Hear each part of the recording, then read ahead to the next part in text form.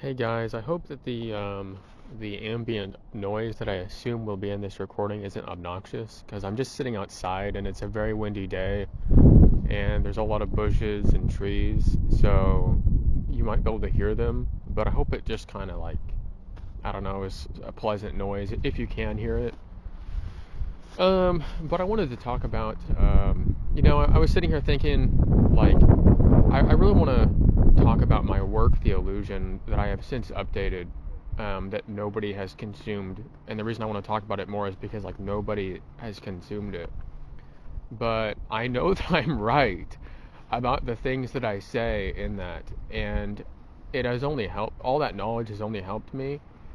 And I've only been able to grow it, and it's all logical, and it all makes sense, and it's all based on observable reality. So I wanted to talk about why defeating lust is actually lust is a really easy thing to deal with, and there's this huge problem where Christian people on the internet are constantly proclaiming that lust is a difficult or hard thing to deal with. And it's just not. And it's a huge problem that we're saying that it is, because it causes people to think of it in a certain way where they believe that they're basically helpless to resist their own desires. And even that sentence hardly even makes any sense, because it's your desire. It's not, people think it's their body just kind of doing it.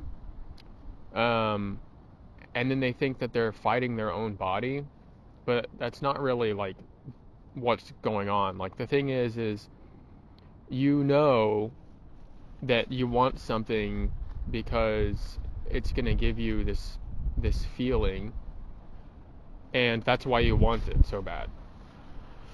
And that's not really that's not even that complicated. But then there's all these ideas, and this language that lead people to believe that lust is extremely difficult to deal with, and it's so hard, and it's just not. And once you understand how your brain is actually functioning, and how your body is responding to your brain, and I shouldn't even be saying it like that, just once you understand how you're thinking and how your body is responding to your thoughts, and how just the things work, it's not even hard. And the only thing that is going to make you fall into temptation is if you just give into it out of your own will because you want it. So nobody is ever really struggling with lust. There's the first word I'll attack, is the word struggling. Nobody's ever really struggling with lust. They're just dealing with it. And unfortunately, they're just making the choice to be lustful or to go do something. And that's just because, our flesh likes sin. And, we find it feels kind of wrong to say, that it's fun or something, because I really don't think that it is. But it's for whatever reason, the sinful flesh wants these things. And the fact of the matter is we're never really struggling. We're just choosing, basically. And sometimes basically what happens is you have two different desires. You're not struggling, you're not wrestling. You just have two different desires in your mind, where you want to not lust, and you want to be pure, and you want to do the right thing. And then the other desire is the exact opposite, where you do want to lust, and you want to do something wrong because you think you'll enjoy it. And that's it. It's not that complicated.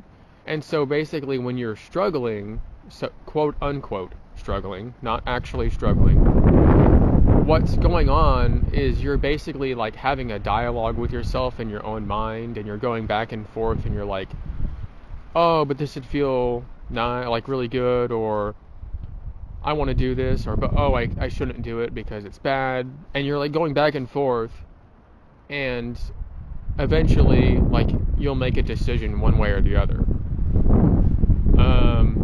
And it's basically depending on your heart posture, what you'll do.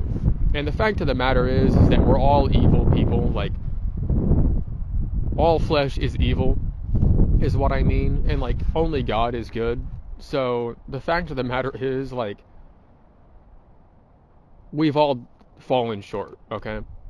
So the point of what I'm talking about right now is not to berate anybody, and it's not to condemn anyone, but it's actually to try to help, because people, this is, I am convinced, a lie.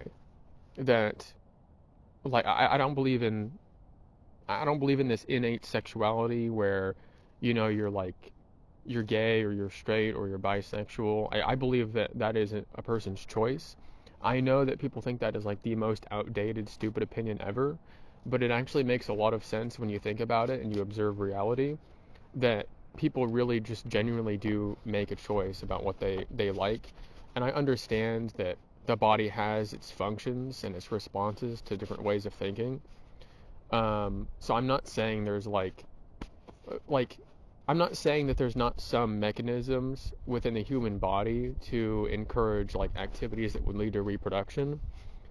But there's definitely like an abuse of these things, and it's kind of like eating junk food where, you know, like the body is not meant to eat a lot of the things that we literally like send down our gullet, and it literally is used to build our body. And like your body's trying to fight diseases with the resources that you're putting in it, and you're putting in this terrible trash. I'm not trying to go into something else, but the point I'm trying to make is, like, we abuse our bodies all the time, and it's not really a great surprise that we do it with our sexual organs. It's not really that weird. It's like just the reality of this world. So that word struggling it's misleading, because it makes people believe that they're actually like in some kind of fight, and you're just not. And it's so important to realize that you're not struggling or fighting or battling lust, and you really need to think about what I'm saying and what this, like, the words that I'm saying, you need to think about what they mean and how you think of them in your mind, and like how this leads you to think. Because this is how this deception works, is they will say, like, these words are put into like the public consciousness so that we'll repeat them over and over again, so that it influences the way that we think of these things. Good thing I'm still recording. So, but the truth is that's not really what's happening. It's like I said a few minutes ago. Basically, you just have two conflicting desires, which is not strange. Like, that happens all the time. Like, maybe you're trying to buy something and there's two different items that you want for different reasons, but you only have so much money, so you can only get one. So it's like you can only have one or the other. So make a choice, and then you're like sitting there and you're trying to think about it, and you're quote unquote having a hard time. But like, that's not really what's happening. You're just thinking in your head and making a decision. That's it. And maybe it feels uncomfortable, but that doesn't change the fact that you're just trying to decide what to do. Like, doesn't that make sense? Like, when you feel like, when you're on the verge of giving into lust, all that's really happening is you're just making a decision, and you're having a hard, like, quote unquote hard time with it. Not that it's actually hard, not because you're trying to overcome some great challenge, not because you're battling your flesh in that way, but you're just trying to make a decision because part of you wants to do the right thing and part of you wants to do the evil thing. Like, that is so simple, and it just makes sense. I feel like if you hear that, you should understand exactly what I mean and like what I'm talking about. And honestly, I don't really know too much what to say about that. Another word in these like the NoFap and the SR, which is semen retention. If you're a man, that's like an exclusively man thing, obviously. But I suppose you can be, this stuff isn't talked about as much with women when it really should be. Like if you're a woman listening, pretty much everything I say should apply to you as well. Like I'm not just doing this for men. So there's this idea of like sexual triggers, and it's not a real thing. There's only temptations. So like people, like with alcohol, for example, it's like there's this idea like with some people they believe that if they have this mythical alcoholic gene, which isn't like a real thing, um, and they take a sip of alcohol, then they'll spiral out of control, and they'll be triggered into like drinking a bunch of alcohol or whatever, right? And I'm mocking that idea because I've read the book specifically. Wow, that was a terrible stutter. Specifically, I've read the book The Freedom Model, and I've listened to like a ton of their podcast episodes, and they have a lot of experience. Like, especially the one woman on there was an alcoholic. The other two authors I don't believe were alcoholics. Maybe they have some experience with alcohol. I don't remember them talking about it though. I believe it's one alcoholic, or so-called former alcoholic, but it really was just a person who liked alcohol, and two people that liked heroin. And they wrote this book called The Freedom Model, which is gaining a lot of traction online, and I guess I'm going to help it out because they put a lot of work into it, and it's been many years into doing this. And basically, you don't actually you're never actually addicted to anything in any sort of physiological way, but it's really just your human desires that are making you go back to something over and over again. And like that's it, and it's not even complicated, or like all this extra stuff where we believe in addiction, like sexual addiction and triggers, like and sexuality even, like it's not real, all of it. Like it's all fake. It's all just about like what you want. So like this word, this trigger, like if you believe that you're online and you see something, that's not a trigger, because the word trigger, in my mind at least, is implying that as soon as you see it, then you're doomed, and it's inevitable that you're going to I guess fap, right? Like, or maybe you'll get triggered because like somebody will flirt with you, and now you can't help it what you're doing. Like, yes, you can. And I'm not trying to be hard on anybody, and again, I'm not trying to shame anybody or berate anybody or anything, but all of this I'm saying so that I can help is the point. And the way that we think about sexuality in the modern world is just incorrect. It's just not true. Like the way that we lead ourselves is not how it works. And unfortunately, our culture, like all over, it seems like, I don't know how much it is everywhere, but at least here in the West, like everything is so sexual, and it makes me really mad and disgusted. But this idea of a trigger it's not real, but there are temptations, that's undeniable. And so basically what I'm saying is the difference here is that there are going to be temptations, but they're not going to trigger you. Now you can give into them, but you don't have to, and you're not forced to. Now here's the thing. Just because I'm saying that there's no such thing as a trigger, I'm not saying that you have the will or the heart posture to not give in to a great temptation. So if if you know you shouldn't be on a certain website, then don't go there. If you know that you shouldn't go to a certain place or hang out with a certain person, then don't do it. I'm not saying that your will, that your like sinful human nature is going to make the correct choice, because we know that we have in our flesh a tendency towards evil. And so if you surround yourself with temptations, sooner or later, unless if you've just got some kind of connection with God that is like no other, you're probably going to give in to something. Not because you can't help it, but just because you will. Like, just because that'll be your choice. You'll just do it, right? Because it'll be so tempting. And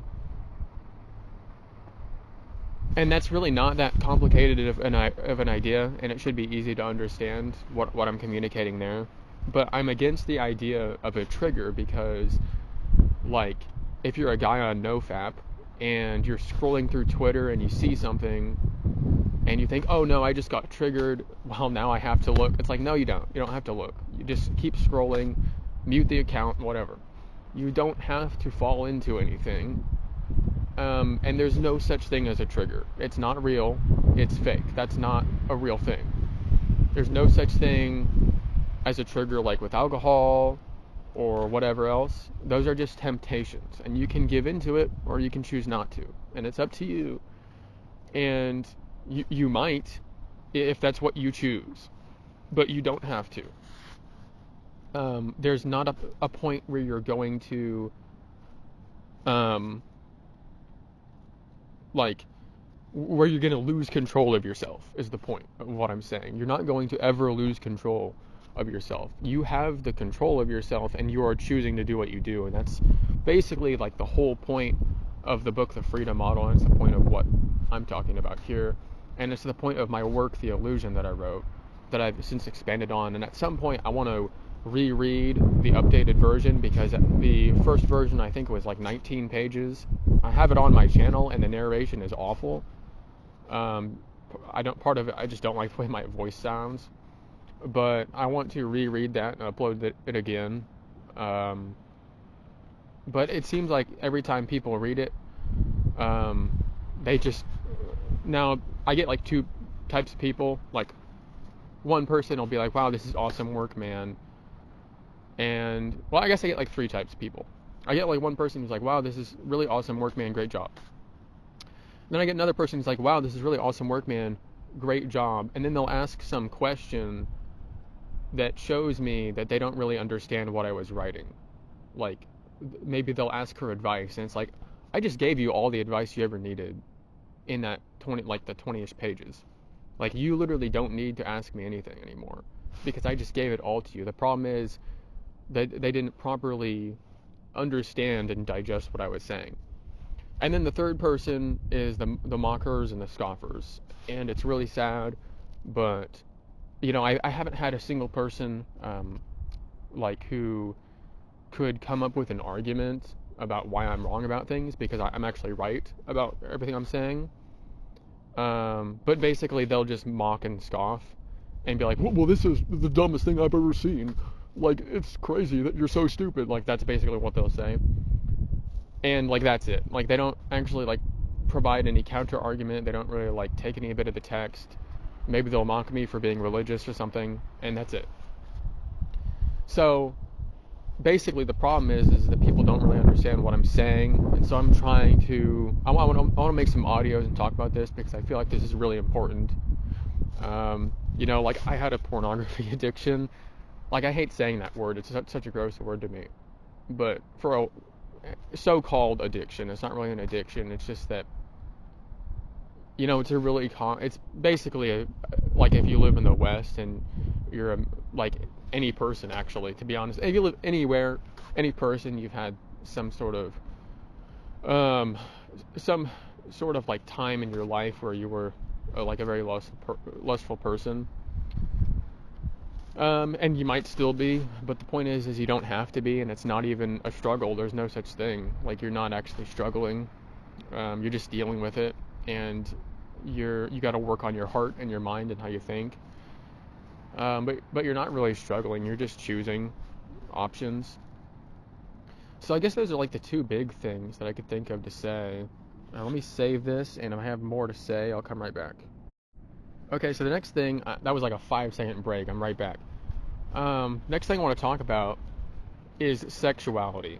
And basically, I am very aware that people have different ideas of how this works, but I think that the most popular conception in the West, at least, is basically that you're born and your mind has like a certain blueprint or like schematics or like software running in it,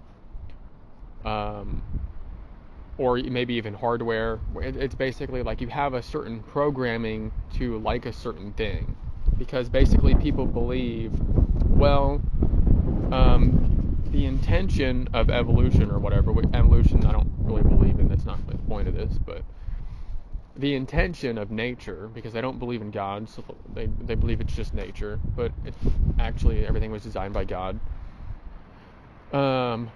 was to make it so that every person who was born as a man would become aroused when they saw the figure of a woman, and like, they get like the pheromones of a woman, things like that.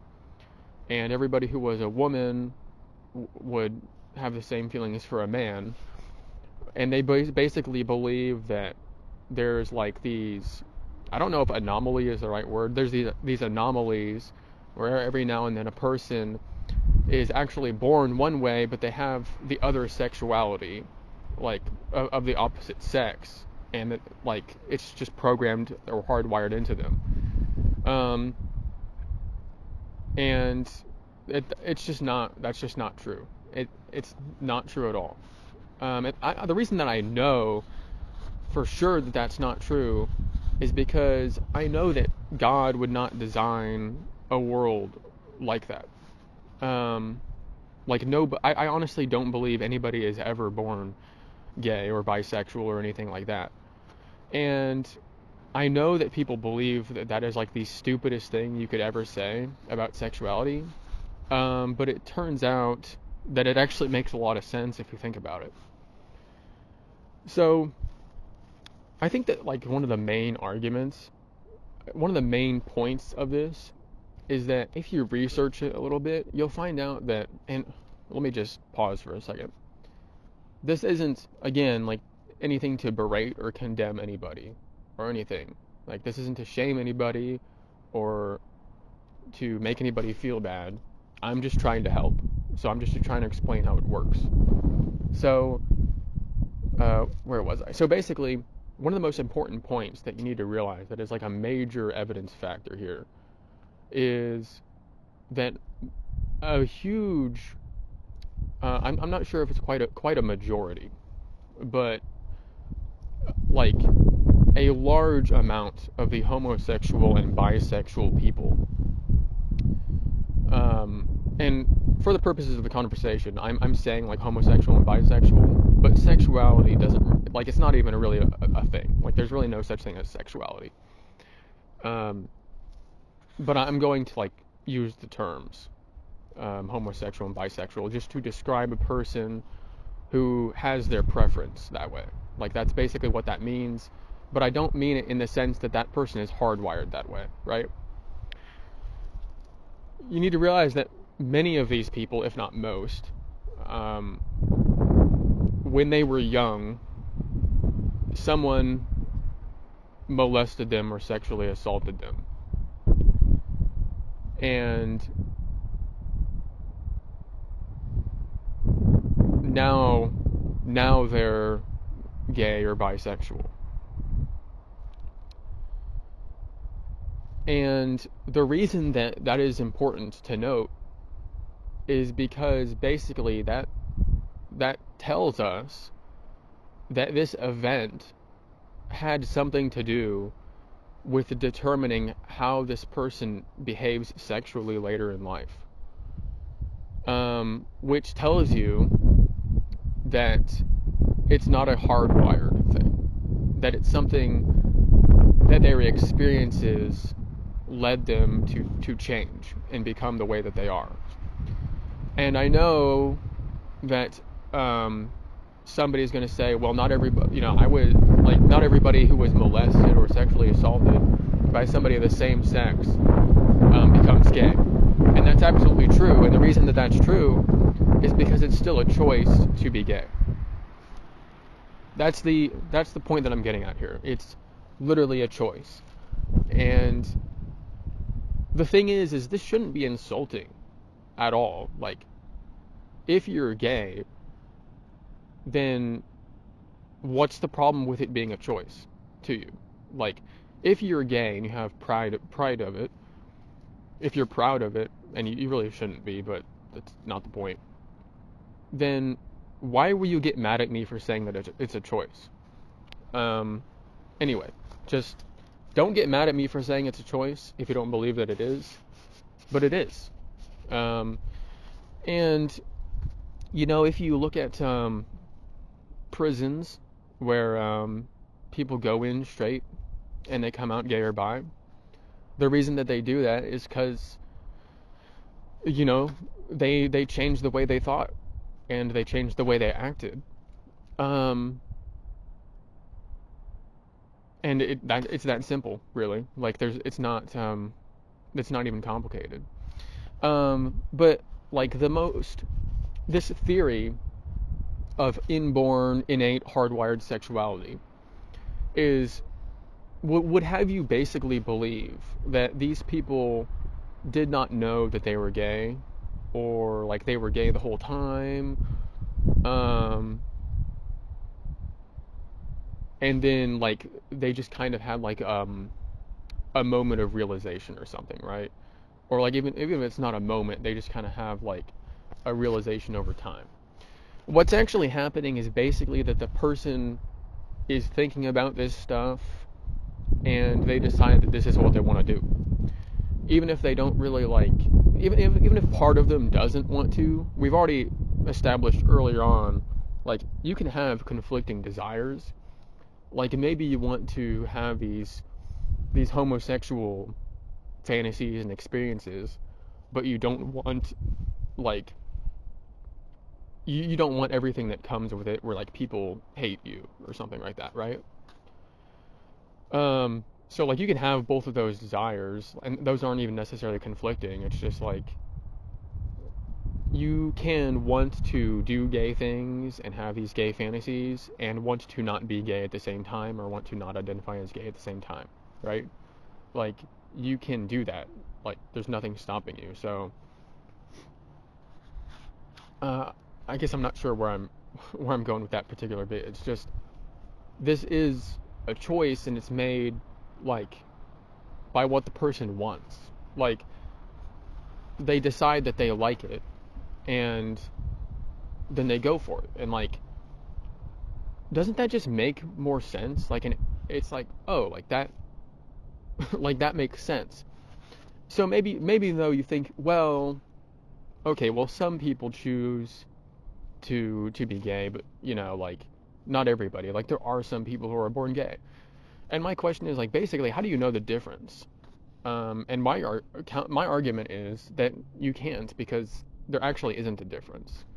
And it might seem like some people like just didn't, and they just always were. But I just believe that that was just their first choice. And like, even if you don't have any interference, you don't necessarily need to have somebody molest you to be gay, because it's just a choice. But the fact that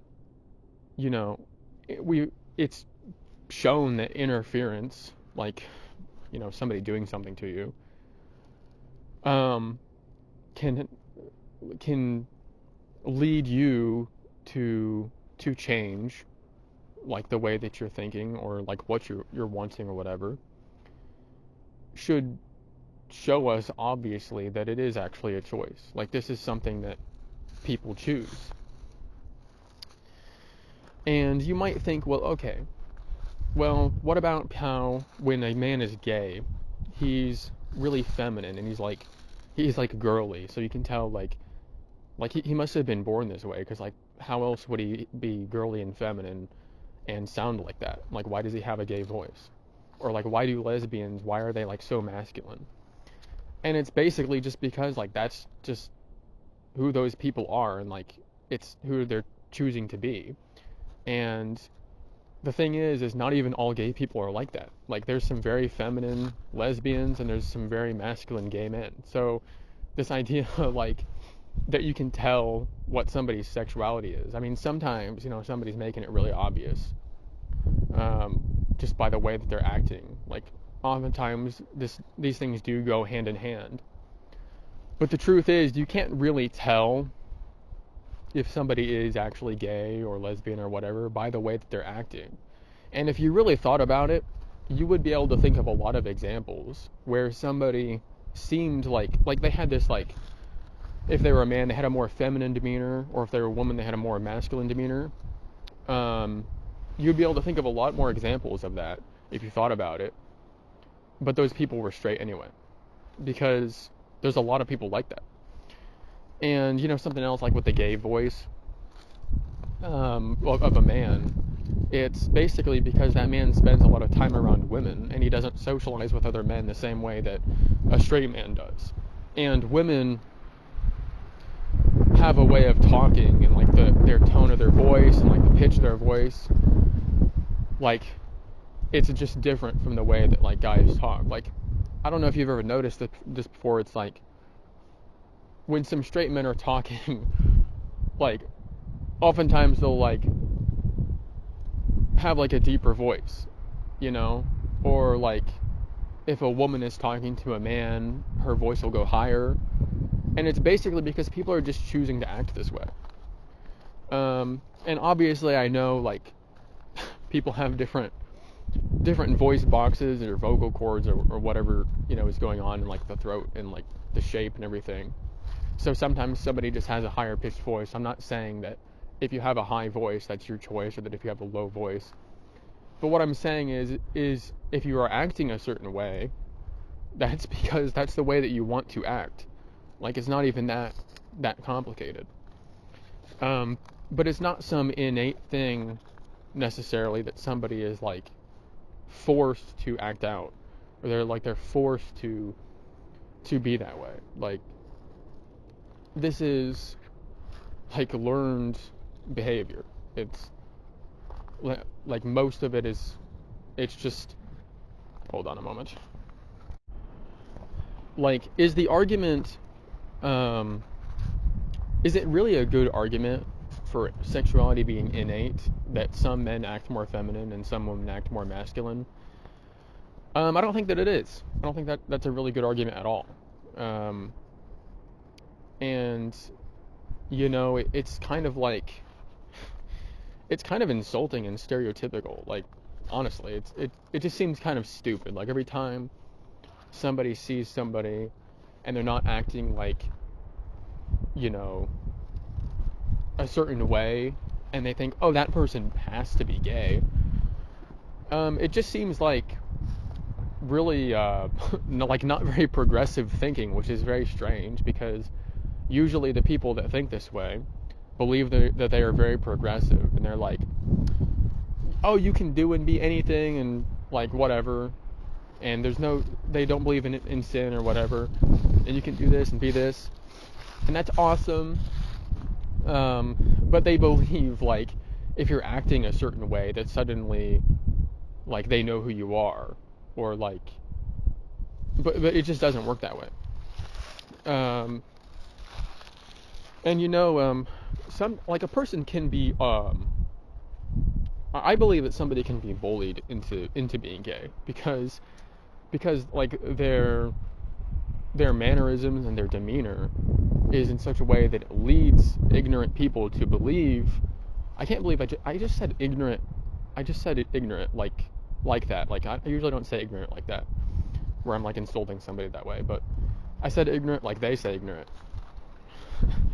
But it leads people to believe that this person's gay, and then everybody starts treating them like they're gay, and they're like, are you gay?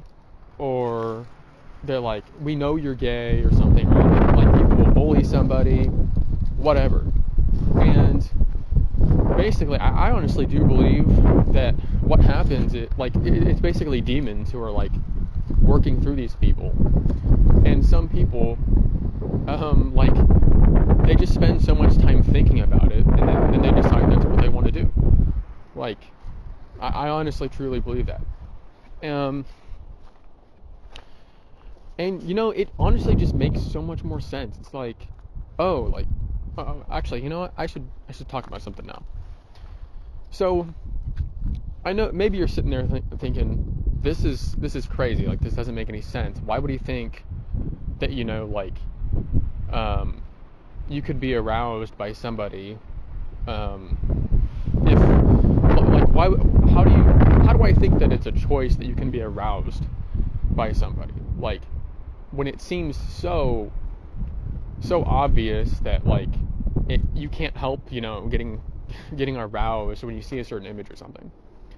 And the thing is that you actually can help getting aroused, like, at any point in time, if you just don't want to. And like, I don't want to go into like a lot of detail here. How do I explain this? So basically, you have your belief is like the strongest thing here in your mind. And I probably should have talked about this earlier, but oh well. Your belief is the strongest thing in your mind. And what I like to compare it to, this might be a bit of an odd comparison, but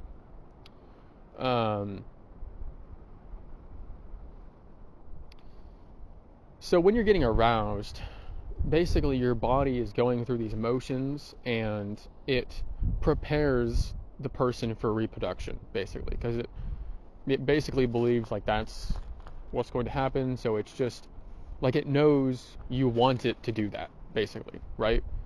So it's just responding to your desire to do something, and that's arousal. So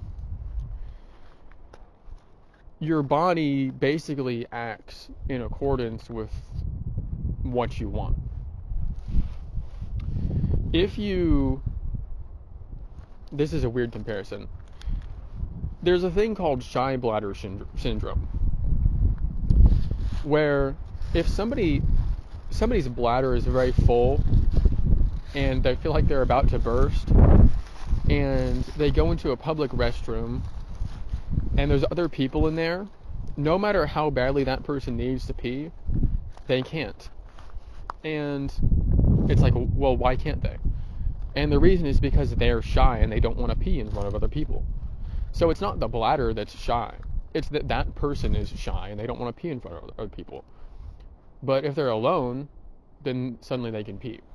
Like, the whole thing that's stopping their body from peeing, from like doing that whole mechanism and like the whole process, is that in the person's mind they don't feel comfortable peeing. Like, how do you think our bodies hold all that in all the time while we're walking around and we're doing work and we're doing different things? It's because, like, our body knows we don't want to pee right now, so it just does it. So sexuality works basically exactly like that, where it's like, if you're a man, your body is going to respond when you want an erection. And it might feel like it's an uncontrollable thing, because you might not necessarily be thinking, I want an erection. You might not necessarily be thinking that, but you will be thinking like something about another person, which is like a sexual thing. And then your body's like, oh, it's that time, so we gotta, like, you know, fill everything with blood and get the mechanisms going. And if you're a woman, it's just, you know, how it works for a woman, you know. I don't feel like I can talk about a woman's body operating in the same way, but just because that makes me uncomfortable. But so basically your body is just responding to the things that you want. Like, doesn't that make so much sense? Like, it just, you can kind of intuitively feel like, oh, that's like true. That like makes so much sense. Like, if you want to have sex with somebody, then your body is going to start acting like that so that you can have sex with them. And like, that's it. Like, it's not even like any more complicated than that. But the belief is, in our current like world, is that if you're straight, basically, and you see a naked woman as a man, a straight man, that you're like forced to get an erection. You're forced to be aroused. And that's just not true. And the idea is, like, if you're a gay man and you see another naked man, then you're forced to be aroused similarly. Like, because your brain and your body are just doing that. And like, it's not your choice. But it is. And, you know, everything that I'm saying, you can figure this out yourself. Like, if you are a porn addict, I'm not saying go watch porn, but the next time you're watching porn, what you can do is you can practice mindfulness, which is just being aware of your own thoughts, and you can basically, I don't know how to explain this. So like, you can basically just deny it. You can be like, no, this doesn't arouse me right now, and it'll literally work. You might have to kind of figure out how that works. Like, and again, I'm not saying go do it. But like, you'll figure out that, like, so for me, it's like I can say I'm scrolling through and I see like a mobile game ad or something, right? Basically, I can think, and I just kind of do at this point, like, well, that's disgusting. Well, I'm not attracted to that. And nothing happens because, like, that's just how I'm thinking. And then I just move on with my day. And basically, that's the difference between having a so-called sexuality and not. Like, that's it. It's just like what you're I'm pacing back and forth if I'm breathing hard. It's basically what you're choosing.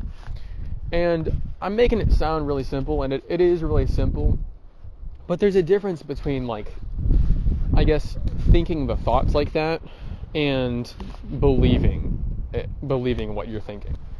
So I'm not saying if your entire life that you've believed that you're gay and that this is hardwired into you, if you're a gay man, I'm not saying that if you go and look at a woman and you think, I'm attracted to her over and over again in your head, that something is instantly going to happen, because if you don't believe it, then it's not going to work. But basically, you believe when you see certain things, like a certain image, and you want at the same time, and that's making your body behave in a certain way. It's making it do things because of what you want and what you believe. The belief is much stronger than the thought. So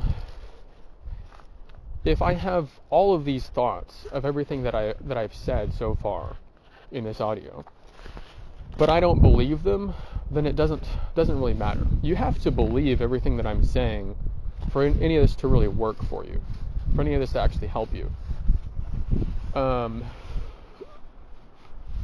Like, you might know that lust is a disgusting thing, but if you don't believe it, then you're never really going to be disgusted, right?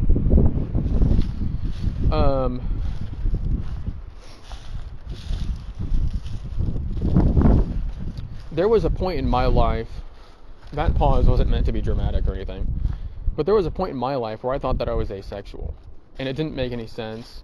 But it wasn't that I thought I was entirely asexual, I guess. But I did think I was, like, almost entirely asexual. This was like when I was way younger, and I was just trying to figure some stuff out. But basically, the reason that I thought that is because I was raised like early on, like my mom would read the Bible out loud and things like that, and we go to church. And now my family isn't all like that. So this wasn't something that persisted, but like these lessons stuck with me. So I knew that I've always known that lust is wrong. Okay? And basically, when you have it in your heart that something is wrong, and part of you doesn't want to do it, well, it's going to be a lot less tempting. And basically, like, if I was looking at some sort of porn, then it was a lot easier to just be like, well, I'm not attracted to this person. And it basically could get to the point where, like, I basically didn't believe it. So I wasn't, right? It didn't have the effect on me. But it's about what you believe. And any way that you identify sexually or however, looking at porn is still really bad for you. But basically, if you don't believe that something is going to arouse you, then it won't. And you have to believe this in your heart. It's not something, like I said, the belief is more powerful than the thought. That's what the takeaway here of this part of this conversation. So if you're a gay person and you think, well, I was born gay and I've always been gay, and this is what you believe, and you believe that you are helpless with your sexuality and that you have to be attracted to such and such person, then that's what's going to happen. But if you think about this, and maybe you can read what I wrote, The Illusion, my work, and you can read something like the Freedom Model, and you can read about celibacy, you could read Bliss of the Celibate, things like that. You can figure this out, and you can figure out that this is all what you wanted and your choice. And if you have pride in that, which you shouldn't, but if you have pride in that, then you shouldn't be angry at me for saying that. There should be nothing upsetting you about that being your choice, unless if part of you doesn't actually want to be the way that you are, which you probably don't. Really deep down, you probably don't want to be the way that you are, and that's probably why it makes you angry. If I'm going to say, yes, it is a choice for you to be gay, and yes, it was your choice, and I'm not judging you, but I'm saying, the flesh is sinful, and we want things that are wrong and weird and gross, and that it's weird and gross, and I'm not trying to be mean or anything. I'm just saying, you know that it is, and that's why you're offended, and you might want it to not be a choice. You might want it to be something you can't control, because you don't want it to have been your choice, but it is. And it's so important to recognize this, because say you're a Christian and you believe that you're hardwired gay. Man, that's not true. That is not true at all. God would not design you that way. And I'm just trying to tell you, you don't have to be some person that you don't want to be. And you can analyze the way you think and practice mindfulness and figure out, this is how you have made yourself, maybe with some interference, maybe with demonic influence, maybe with societal pressure and peer pressure. But this has ultimately been your choice. And so you have the choice to do something else. And, I'm not saying that you'll necessarily figure it out instantly. It might take you some time to kind of for the things I'm saying to really sink in and to figure this out. But I am saying that this is exactly how it works. And you can figure this out. And basically, I know, like, the things I'm saying are true. I have, like, all my personal experience. You look at just the way that the world works, how people act, you'll figure out, people love their sin, and they love their sexualities and their fetishes, and they love, quote unquote, exploring it, when really they're just building it and creating it. Like, they're making it what they want it to be. Anyway, I don't want to go much further in this because I don't want to accidentally lose what I've recorded so far, so I'm going to stop now. God bless everybody.